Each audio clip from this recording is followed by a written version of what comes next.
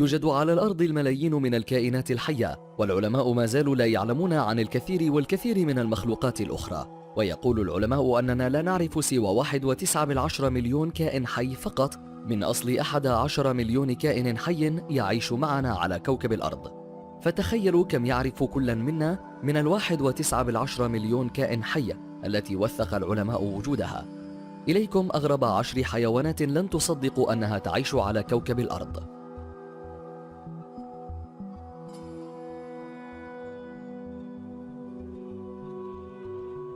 الأوكاب حيوان من الثدييات، ينتمي إلى الغابات المطيرة، ويتواجد في الشمال الشرقي من جمهورية الكونغو الديمقراطية وفي وسط أفريقيا. وعلى الرغم من أن الأوكاب يحمل علامات مخططة تشبه الحمير الوحشية، إلا أنه يرتبط بشكل وثيق بالزرافة، وهذه العلامات على جسده تساعد الصغار على اتباع أمهاتهم خلال الغابات المطيرة الكثيفة، وتستخدم ألسنتها المرنة الطويلة جدا في التقاط الأوراق والبراعم من الأشجار، كما أنها تستطيع غسل جفونها وتنظيف أذنيها من الداخل والخارج باستخدام ألسنتها.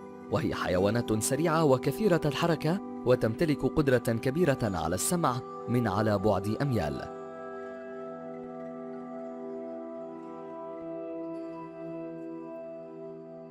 سمكة الباكو. توجد هذه السمكة في نهر الأمازون في أمريكا الجنوبية فقط، ويتشابه مظهر هذه السمكة مع أسماك البيرانا، فمظهرها طبيعي من الخارج، لكن عند فتح فمها نجد أن لها أسنانا عجيبة تشبه أسنان الإنسان إلى حد كبير. ولحسن الحظ فإن تلك السمكة تتغذى على النباتات وأحيانا على الأسماك الأخرى.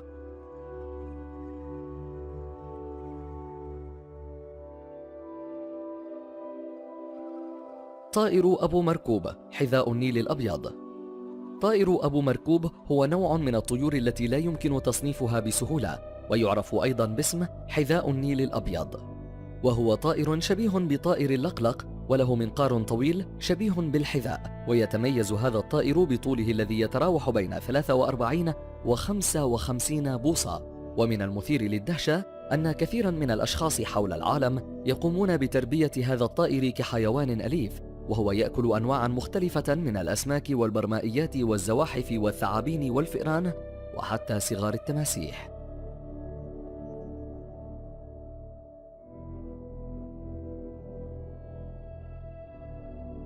الخلد ذو الأنف النجمي. يعرف الخلد ذو الأنف النجمي بأنه من أغرب الحيوانات لشكله الغريب، وهو يمتلك حاسة شم من أقوى الحواس في مملكة الحيوان.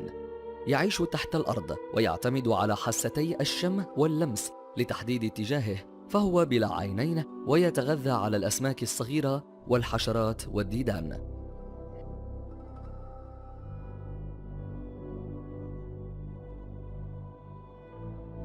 سمكة الخفاش ذات الشفاه الحمراء. من الأسماك العجيبة التي تم اكتشافها قرب جزر غلاباغوس التي تقع قبالة سواحل الإكوادور في أمريكا الجنوبية. لا تكمن غرابة هذه السمكة في شكلها فقط الذي يشبه ضفدعة تضع أحمر شفاه، بل في تكوينها أيضا، لأن زعانف هذه السمكة تحورت لتبدو كما لو كانت أقداما لتستطيع استخدامها في السير في قيعان البحار. فهي أسماك لا تجيد السباحة، ويصل طولها إلى 40 سنتيمتر، وتتغذى على الأسماك الغريبة الأصغر منها من خلال دفن نفسها في رمال قاع البحر.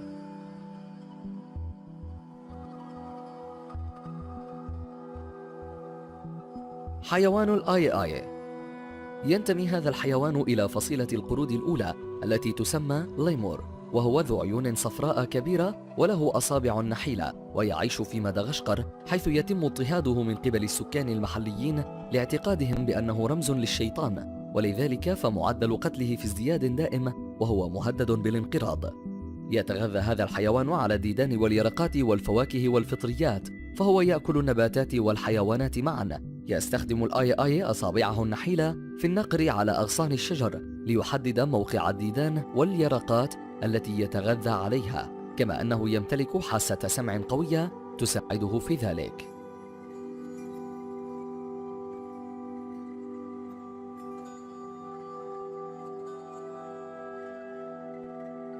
فأر الخلد العاري. نوع من 30 نوع مختلف من فئران الخلد، وهو يعيش في مستعمرات كالنمل والنحل بقيادة الملكة، حيث تقوم الملكة بدورها في عملية التكاثر وتربية الأطفال، والباقي يقومون بعمليات حفر الأنفاق باستخدام الأسنان، وذلك للبحث عن الطعام وتغذية مستعمرتهم. والمثير للاهتمام أن تلك الفئران لا تصاب بالسرطان، ويقوم الباحثون ببعض البحوث لمعرفة السبب في ذلك.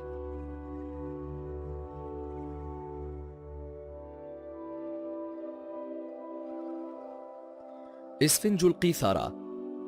اكتشف هذا الكائن الغريب فريق من معهد خليج مونتري لبحوث الأحياء المائية في كاليفورنيا عام 2012، وذلك عندما التقطوا عينتين من هذا الحيوان الذي يسمى علمياً كوندروكلاديا ليرا، وأطلق عليه أيضاً اسم إسفنجة القيثارة لأن بنيته تشبه القيثارة.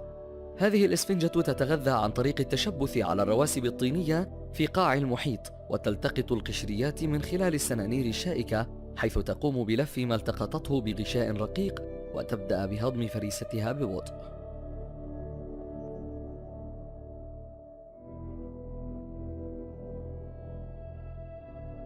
تنين البحر الأزرق.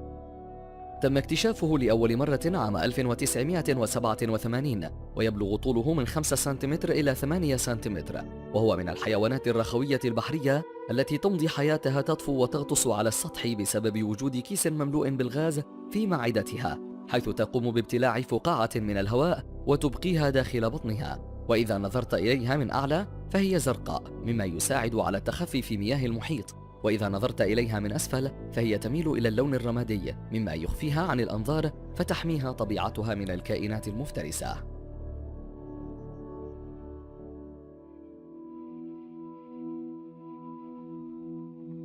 الضفدع الكريستالي. كان العلماء غير قادرين على استكشاف الغابة الغنية بيئيا على الحدود بين البيرو وإكوادور لسنوات عديدة، وذلك بسبب النزاع المسلح العنيف الحاصل في تلك المنطقة. وعندما كانت لديهم الفرصة لاكتشاف المنطقة في عام 2009 وجدوا نظاما بيئيا غنيا من أنواع لم يكونوا قد اكتشفوها بعد، وكان أحد هذه الأنواع الضفدع الكريستال، وهو ضفدع له جلد شفاف بالكامل، ومن خلال هذا الجلد الشفاف يمكننا أن نرى قلبه وهو ينبض.